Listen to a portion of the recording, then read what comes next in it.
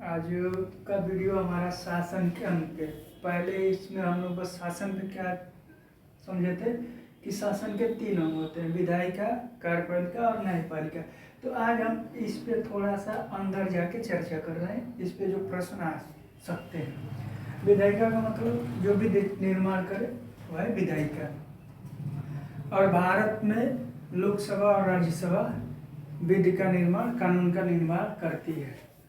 भारतीय विधायिका संघात्मक है। एक शब्द आ रहा है आपका संघात्मक। संघात्मक का मतलब यहाँ जहाँ संघ हो रहा है, किसी का संघ होगा तो यहाँ लोकसभा और राज्यसभा के संघ से हमारी संसद में जो भी कानून या विधेयक जो चीज़ भी पास होती है, तो ये लोकसभा और राज्यसभा मिल के एक संघ हुआ। दोनों के मिलन से जो बिल पास हुआ, जो कानून बना, वो संघात्मक व्यवस्था के रूप में देखा जाता है। संघात्मक का यही परिभाषा माना जाता है हमारे देखने में।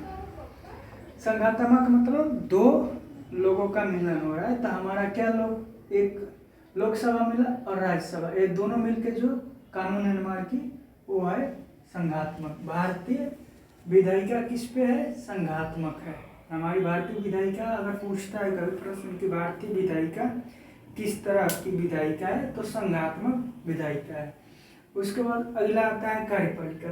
कार्यपालिका मतलब शासन का दूसरा स्तंभ है। जो कानून बन गया, जब यहाँ कानून बना, विधायिका ने जो कानून बनाया उसको लागू कराने का कार्य कौन करता है? कार्यपालिका। और कार्यपालिका के दो भाग हो जाते हैं, राजनीतिक कार्यपालिका और अस्थाई। तो राजनीतिक कार्यपालिका का मतलब क्या हो जाएगा? जो राजनीति से संबंधित, जैसे लोकसभा, राज्यसभा या छोटे स्तर पर भी जो चुनाव हो रहा है, जो मतलब राजनीतिक व्यवस्था से जुड़ के कार्य कर रहा है। जैसे मान लीजिए ग्राम प्रधान ही कोई काम कर रहे हैं, तो वो राजनीतिक कार्यपालिका के तहत ये काम करेंगे। सांसद, विधायक जो भी लोग काम करेंगे वो क्या हुआ? राजनीतिक व्यवस्था कार्यपालिका के तहत हुआ। और ये आता है दूसरा, एक है अस्थाई कार्यपालिका। अस्थाई कार्यपालिका के नाम से ही स्पष्ट हो रहा है, अस्थाई। और ये राजनीतिक जो कार्यपालिका है ये कुछ समय के लिए होती है, 5 साल, कहीं कहीं 4 साल अदर राज्यों में। अदर राज्य मतलब अलग देश में। तो हमें अपने यहाँ को समझना है। राजनीतिक कार्यपालिका मतलब जो जनता जो चुन के जिस मुखिया, जिस नेता को आगे कर रही है, वो जो काम करेगा या काम करते हैं लोग, वो राजनीतिक कार्यपालिका में आ जाते हैं। और अस्थाई कार्यपालिका, अस्थाई मतलब जो एकदम अस्थाई हो, जिससे कोई चुनाव से लेना देना ना।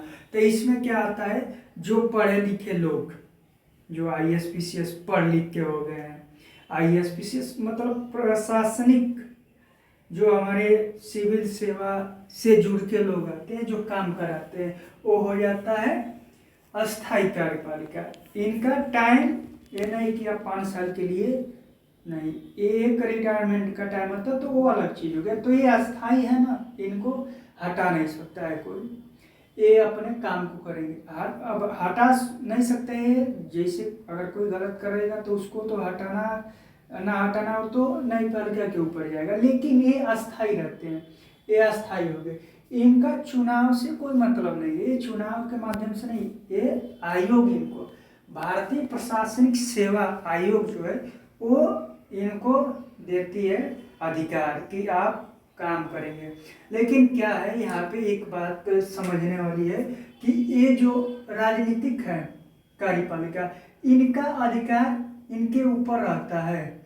ये अपने अनुसार, मतलब इनके निर्देश पे जो कानून का ये पालन करेंगे अस्थाई, इनके निर्देश के अनुसार ये काम करते हैं।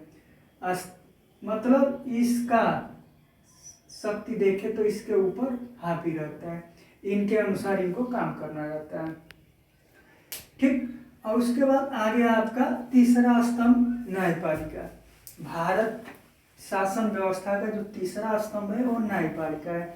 और न्यायपालिका ये दोनों कार्यपालिका विधायिका दोनों से ऊपर शक्तिशाली, ये सबसे शक्तिशाली है।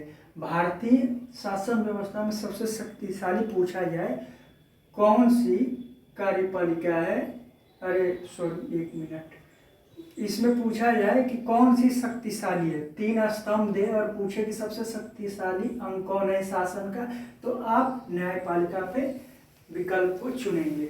भारतीय न्यायपालिका अत्यंत शक्तिशाली। क्यों इसको शक्तिशाली हम बोलेंगे? क्योंकि अगर कोई नेता मंत्री कोई भी गलत काम कर रहा है, कोई प्रशासनिक अधिकारी भी गलत काम कर रहा है, तो न्यायपालिका उसके ऊपर अंकुश लगाती है, उसको दंड देती है। इसलिए हमारा क्या है, न्यायपालिका सबसे शक्तिशाली है। तो भारतीय शासन व्यवस्था में सबसे शक्तिशाली मुद्दा क्या है, तो वो है आपका न्यायपालिका। न्यायपालिका सबसे शक्तिशाली है। क्वेश्चन ये बन सकता है कि सबसे शक्तिशाली कौन, तो न्यायपालिका। और आप विधायिका, कार्यपालिका और न्यायपालिका, इसके बारे में और भी कुछ डिटेल हमको मिलेगा तो हम आप लोगों को शेयर करेंगे। ठीक, अगले वीडियो में फिर मिलते हैं। राम राम।